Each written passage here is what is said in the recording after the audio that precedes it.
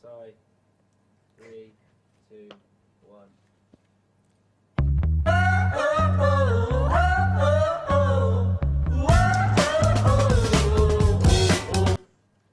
Hi and welcome to Say What, coming up on today's show.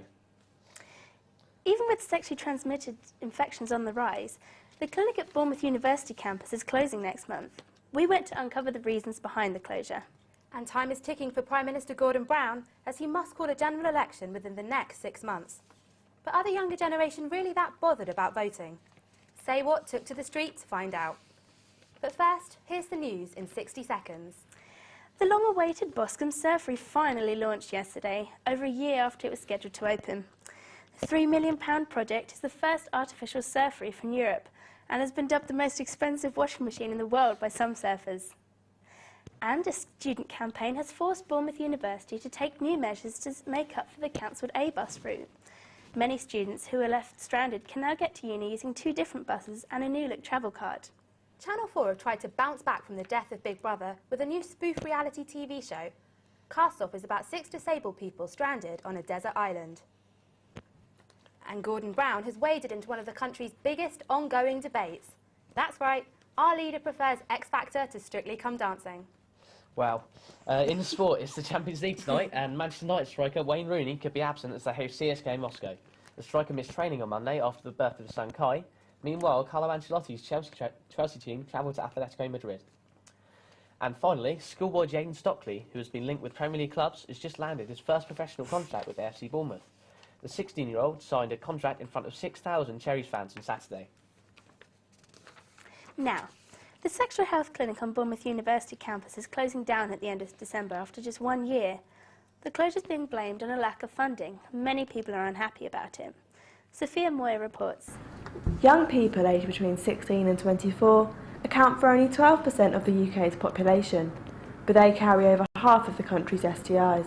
The STI clinic here on Talbot campus offers full diagnosis, testing and treatment for common STIs. So what's behind the sudden closure? The funding from NHS Bournemouth and Poole is being pulled at the end of December. It was a pilot project for 1 year. The number of students that used the service in the first 6 months was about 1,000.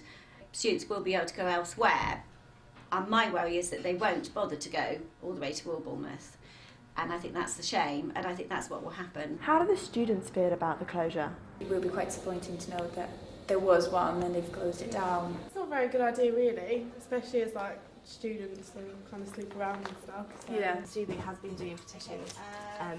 Over 1,000 people have signed a petition so far. The president of the student union has written a letter to the PCT explaining that students do need this service and that students are passionate about keeping it open. With STIs on the rise among young people and teenagers being more sexually active than ever before, it seems that the government are taking away an STI clinic from the age group that need it most. Sophia Moyer, iNews. Now, with celebrities like Simon Cowell claiming they never vote in the general election, do you think it's important to vote, or do you reckon politics is just a waste of time? We put your knowledge to the test. Who is the current Prime Minister? Gordon Brown. Do you know who the current Chancellor of the Exchequer is? No. Do you know who the Deputy Prime Minister is? No. Do you know who the Deputy Prime Minister is? No. Is there any leaders of the party? No.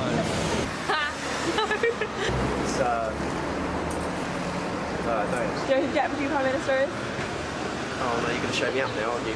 No one does. Alistair Darling, is he? No, he's not. He's something else, isn't he? He's terrible. Are you going to vote in the next election? No. Why not? Don't know, they say... Life's too short. Life's too short. No, they say voting makes a change, but does it really? So does it really matter? That's the question that a team of Bournemouth campaigners want to answer with their group, No Vote, which sets about to change the future generation's views towards politics. No Vote's Richard Hobley joined me in the studio earlier. And what is your reaction of the Vox Pops we've done, and does it shock you, the sort of young generation, so kind of lack of knowledge of politics so much? Definitely. I think it's appalling that people know so little, and those that do know often only know bare basics that, like I was saying, have been handed down from their parents or from TV. It's like watching a speech by, I don't know, David Cameron or Gordon Brown, whatever, isn't enough to get what they're saying. I mean, politicians talk in riddles all the time, and you need, like, with our campaign, for instance, we tried to summarise every party that had a seat into a way that was comprehensible and understandable to people of our generation. You can tell us what you think about politics or any other issues through our Facebook and Twitter pages, or text us on 83350. That's it from me, Jack, Lucy, Bex and the team. But join us next time for more news and views in the Say What studio. Bye for now.